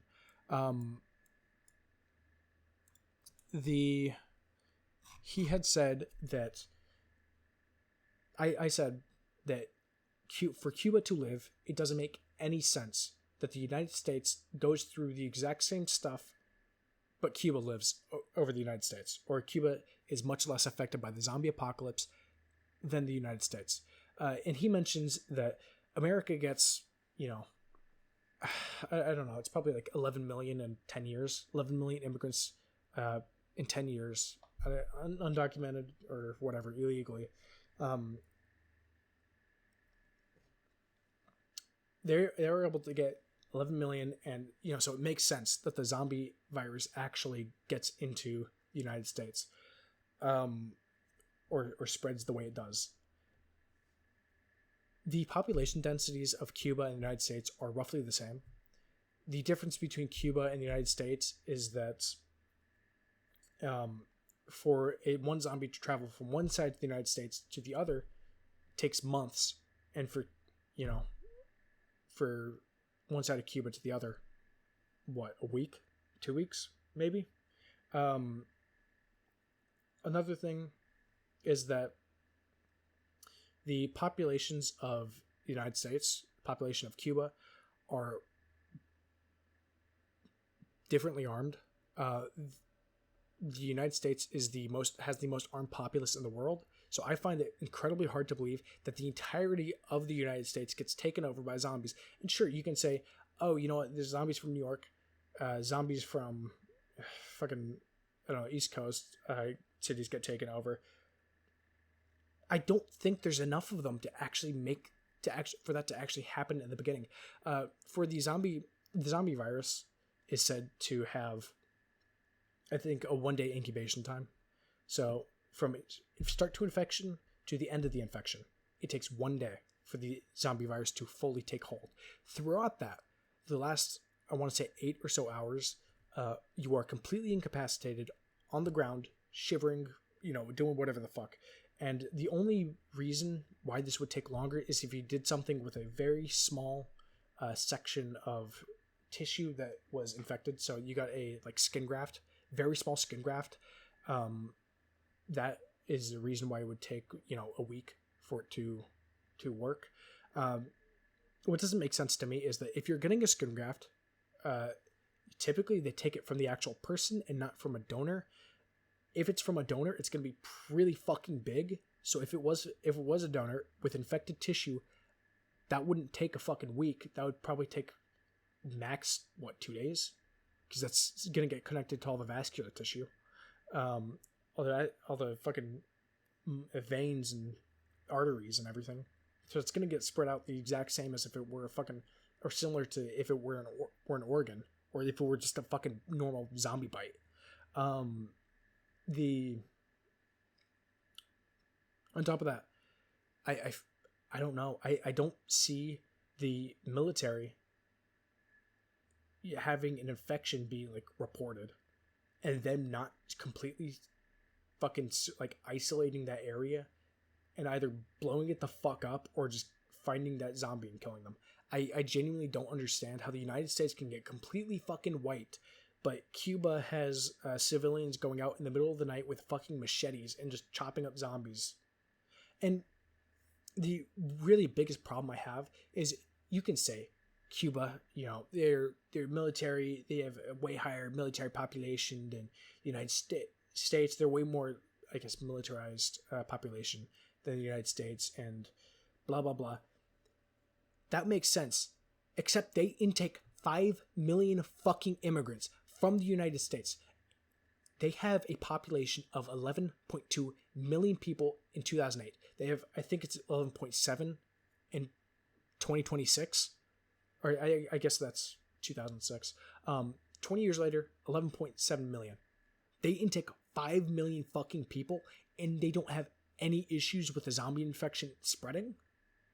Give me a fucking break. Give me a break. That doesn't make any fucking sense. And sure. You know what? Let's just say the 5 million population completely clean. And if there was an infection among them, that the Cuban army that was keeping these guys in camps very close together was able to control the population, which, again, the American military can't do it because they're stupid, fat fucking losers. Let's say that they do. Cuba imports so much food. I'm not sure about food. They import all of their energy from Venezuela. If Venezuela falls, they got no fucking energy. They rely on Venezuela's gas. Not only that, but if Cuba can support its population now, how the fuck is it going to support adding 5 million people? 2/3 of its population are now immigrants. How the fuck do they support that? Throughout 10 years with no trade? I think at least half that is no trade. No fucking problems? Or if they did have problems, they never fucking mentioned them. Not fucking once. So my question is, where the fuck is the food coming from? This is not fucking happening. This is not fucking happening with... This happens all over. In California, let's say California, Oregon, Washington, they turn everything to farmland because they mentioned they turned everything to farmland. Let's say the population doesn't increase. Where the fuck are they getting the food? A lot of the resources that the government had, the raw material resources, aren't getting fucking... We can't grab them now because we abandoned most of our fucking country. Where the fuck is all the food coming from? Where the fuck are we getting this steel? This steel. Where the fuck are we getting that from? Not only that, they mentioned that Israel, God bless Israel. And real quick, before I talk about Israel, I am not talking about any current political things going on with Israel. I'm talking about Israel only through the scope of this book. They mentioned that Israel is the only country in the entire fucking world to get information on zombies when they spread, throughout to Africa, and they're the only people that are actually able to make a decent stand against zombies is to actually have, little to no effect on their population. And so one of the things that they do is they take the West Bank. Not only that, but they allow every foreign-born Jew back into Israel, and then they close their borders. They don't let anyone through. What I don't get is Israel is not a self-sustaining nation. If every nation around them falls, Israel's most likely going with them. The food that Israel gets, where the fuck are they going to get that? Because there's no fucking way they're going to support their own fucking people. The fuel that they get, sure, they have a couple oil rigs. That's not enough to actually support their entire fucking industry. They don't have any resources to make any fucking chips or technology. They've got fucking nothing. And there's never anything about any humanitarian crisis. It's just shit like this that is not fucking explained. That's just supposed to be taken as is for fucking what? For what? And then, yeah, again, I thought I didn't have this, but I do. 2 weeks after fucking 1 week after Yonkers, the government fucking leaves. Fuck off. Where are the zombies? A lot of the characters in this book don't interact with zombies, or they have one interaction with, that ends up being a passing comment. I think the most zombies that someone interacts with was the Battle of Yonkers. He also has I think 50% sure that the same guy also ends up being in the New American Army, which ends up using fucking line warfare like the British Redcoats back in the 1800s. 1700s. Yeah, they use fucking line warfare. And one of the things that I don't get in this book, and I guess this should be in the inconsistencies part, is no one's ever thought to just like inhibit the movement of zombies. You could, put barricades up to block zombies from getting to you. You could, I think they mentioned a moat at one point. That would be good. What else? I don't know. You could put a substance on the ground that would prevent movement, or at least severely slow movement down while you shoot them in the head. I don't know. There's a lot of different ways you can actually inhibit movement of a creature that walks 3 miles per fucking hour. And by the way, hearing about an entire military getting caught by zombies that move at 3 miles per hour, if you're in an active shooting position, if you don't know what that is, just like look up at a guy shooting. You have 1 foot in front, 1 foot behind. What you do is you take, with that front foot, you run out of ammo, zombies closing on you very fast, 3 miles per hour. Front foot, take a step back. Other foot, cross it over, turn 180 degrees, walk the fuck away. You can walk away from them. There is a guy, ends up being a cripple. He is in a wheelchair. He even fucking says straight up, actually, I can just zoom away from them on my fucking wheelchair. People are getting caught by zombies. People are getting caught by fucking zombies walking 3 miles per hour, and you can't walk the fuck away? Yeah, but a lot of the zombies, I mentioned this earlier, a lot of the people in this book end up having, one interaction with zombies, but a majority just end up fucking leaving. I mentioned the family in the car. I mentioned a submariner that, I think I mentioned it. A submariner goes underwater for majority of the war. There's people in the International Space Station. There is always a level of disconnect between the actual zombies and the actual people. There's not one story that is directly in the zombie apocalypse, getting directly affected by the zombies. Sure, everything happens because of the zombies, but there's nothing that actually happens, with the zombies. So really, you could replace the zombies with anything, any apocalyptic thing that you can think of, aliens, whatever the fuck, and it's the same book. It's the exact same fucking book. This does not need to be called World War Z because the fucking Z doesn't fucking ever appear. or ever appear in a meaningful way. So now we're going on to the Reddit generated stories. I24M read a book, 19B. So these are very, very bad caricatures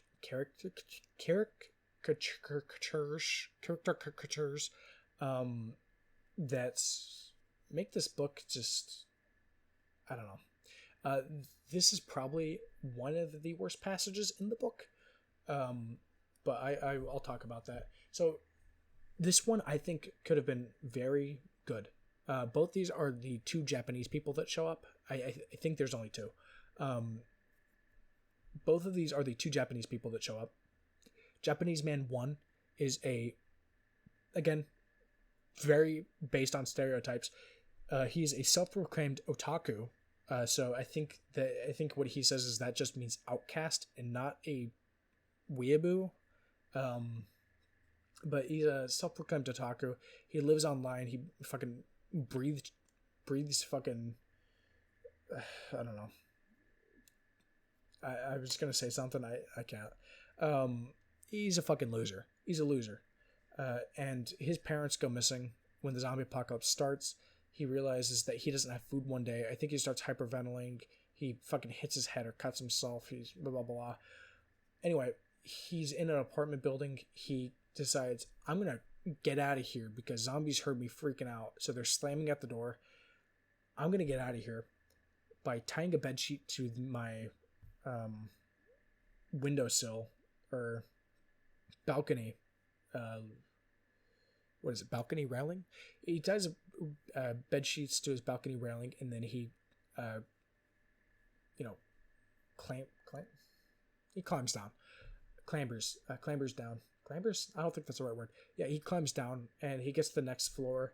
I think he sees some fucking lady zombie something. I don't know. Doesn't matter.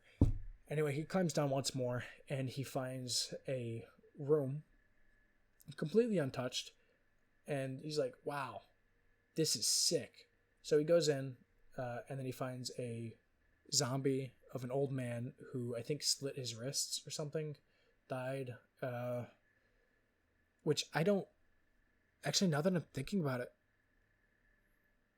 maybe unless he did get bit, and then... Okay, I think this may be a plot hole. I could be wrong, but the old man whose apartment he breaks into is a zombie.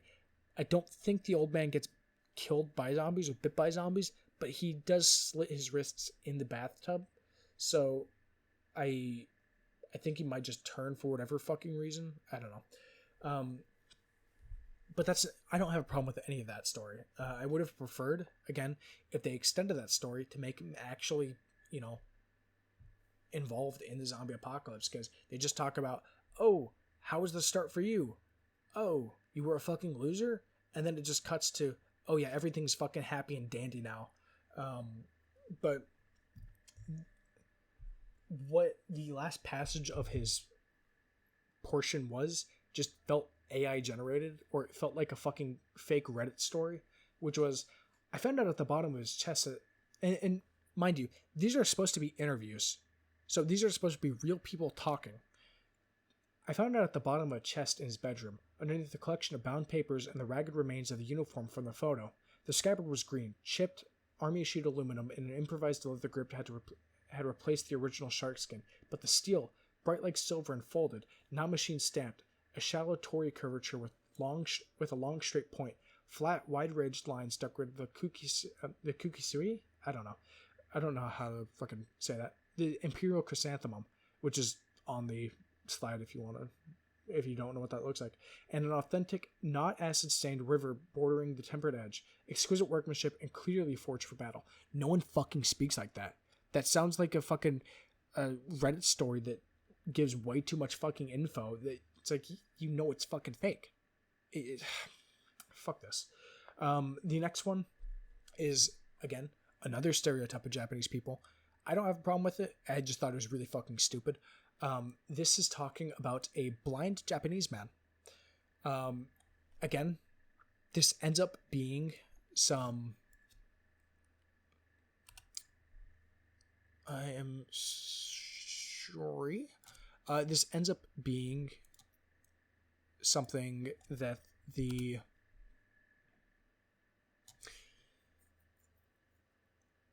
I don't have a problem with the story as a premise.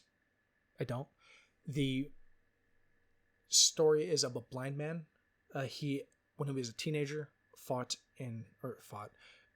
was a victim of the nukes that Little Man or Fat Boy, Little Man?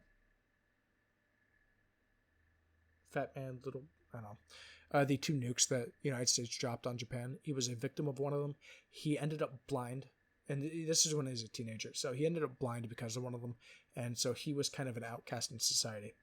And it talks about how he, blind man, he felt like an obligation, or he felt like he was very dependent on other people, and he absolutely fucking hated feeling like he was dead weight for other people. So when the zombie apocalypse happens, what the first thing he does is he runs out into the forest, into the hills. I don't have a problem with him surviving. Like, genuinely, I don't. The way he fucking survives, though, is the most dog shit fucking, like, Reddit power fantasy thing I've ever fucking read. So he runs out into the hills, and he mentions that this is the one where he mentions he sleeps during the day because he doesn't know if the zombies rely on their sight. And the footnotes mention that they don't know whether that's the case or not. Pluck out a fucking zombie's eyes and see if it still works. Cover a zombie's eyes and see if it still fucking works. I don't know. No one decides to study them in the decade the zombies were completely covering the fucking globe. But he mentions that the reason he was actually able to survive, one of the great reasons, was he lived on root vegetables. Mind you, this is probably near 2010s. He was a teenager when the bombs dropped. This guy is around 70, 80 years old. This is an 80 years old man living out in the forest, blind, off root vegetables. Apparently he's fucking fully healthy. And they do mention that he is healthy, at least compared to another guy who is, I think, described as thin or sickly. So, 80 years old man living off fucking root vegetables is really healthy. Blind. So apparently the hills had amazing acoustics, so much so that he could hear the zombies moaning from 1.5 miles away. That's 2.4 kilometers. They specifically mention that I think he said he could hear zombies up to 30 minutes away. The zombies in this book have insane fucking tracking, so I'm taking that to say that the zombies were walking at him. He heard them, and he was able to hear them from that far, from like fucking moaning or walking really loud. I don't know. On top of that, he also mentioned that the animals of the forest, came together, and every time there's a zombie, they would warn everything else. Which typically, I think, learned mannerisms of animals usually takes a few generations to actually happen. So it's crazy that fucking happens, so fast after a zombie apocalypse starts. The creatures of the forest would howl, and they would tell him where they howled and how they howled. He could actually triangulate exactly where a fucking zombie was, like a blind GPS. Like, how the fuck do you hear a wolf howling and then you say, yes, the zombie's over there? If you don't believe me, seriously, this is towards the end of the book. You can fucking find it. He talks about how he could specifically pinpoint where a fucking zombie was just because of a fucking wolf like howling or some bullshit. Not joking. I'm not fucking joking about that. And then he mentions, and this is never claimed in the footnotes or refuted in the footnotes, but he claims at the start, he had like a trowel thing. At the start, he would use his trowel, and he would only be able to. It wasn't a trowel. It was like a short trowel shovel blade thing. He would chop off the heads of the zombies. He says you never cut. You never cut because you could have a fucked up edge, which I'm not sure how a blind man would be able to cut in the first place. Knowing edge alignment. But you never cut because you could easily miss, and then you could get caught by a zombie moving at 3 miles per hour. So every time a zombie attacked, he would always stab. He would always stab it. And at first he started chopping off their heads. So a blind man hears a zombie walking, hears a zombie moaning, and he instantly knows where the fucking neck is. What if, and you could... What if the zombie didn't have fucking lungs? How was it gonna moan? And then after a while, he becomes so trained with the ways of the fucking trowel that he's able to actually pinpoint, blind, 80 years old, living off root vegetables, middle of the forest, by himself. He is able to train so well that every single time, he mentions this, every single strike was one shot, and every single zombie. But he becomes so skilled with it that he's able to consistently hit the little divot between the eyebrow and the nose. That's called the frenulum, the thickest part of the fucking skull. He's able to consistently hit, blind, 10 years, every single time. So what I don't get is why we didn't fill the fucking zombie fighting forces full of blind guys with shovels. And then the next, the page after, he mentions that in 43 minutes, surrounded, he was able to kill 43 zombies. And then in another instance, he was able to climb up a rocky hill with a 1 kilometer drop with paths picked out, and had zombies funneled to them so he could drop rocks on them. 80 years old, no vision, climbing up hills, killing zombies without missing. And then he mentions that he took these severed live zombie heads, and threw them in the volcano without ever getting bit or having any notable experiences to, anything to note about them.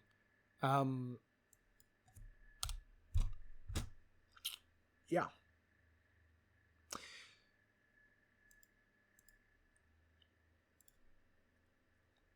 I can't recommend this book. It is so fucking bad. It is, at most, 3 out of 10. 3 out of 10. I have a list of, 5? Let me pull this up. $5, $6, $7? I don't know. I've read so far House of Leaves, Cyberpunk 2077, No Coincidence, Project Hail Mary, The King in Yellow, and this piece of shit, World War Z. World War Z is so fucking far down on the list. Even if this is the very first video, very first book I have ever read, this still wouldn't be number 1.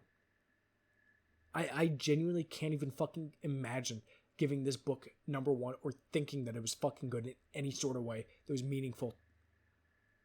I fucking hate this. So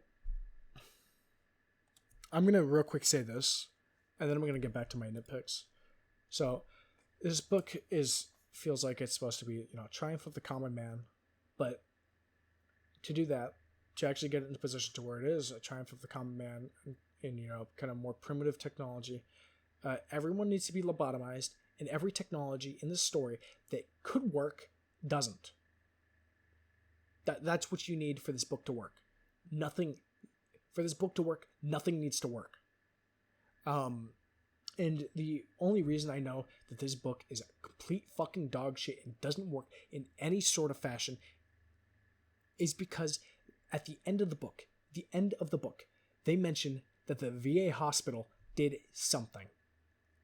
I don't care how well the healthcare or the military care system in this country fucking does, works, or how much it's been reformed. The VA hospital will never fucking help any of our military vets. Fuck off. Doesn't work. So I have one final quote. This is it. It's not horror. Sorry, I just need to put a placeholder. But this is one final quote from the book. Then I'm done. I'm free from this book. We're free from hearing from me. And, we can get on our way, and I'll never have to talk about this piece of shit again. But there were exceptions. Yeah, I guess. Maybe not all the time, but there'd be this one person, this angry face in the crowd screaming shit at you. What the fuck took you so long? My husband died 2 weeks ago. My mother died waiting for you. We lost half our people last summer. Where were you when we needed you? People holding up photos, faces. We marched into Janesville, Wisconsin. Someone was holding up a sign with a picture of a smiling little girl. The words above it read, "Better late than never." He got beat down by his own people. They shouldn't have done that. That's the kind of shit we saw. Shit that keeps you awake when you haven't slept in 5 nights. And that's it. Fuck off.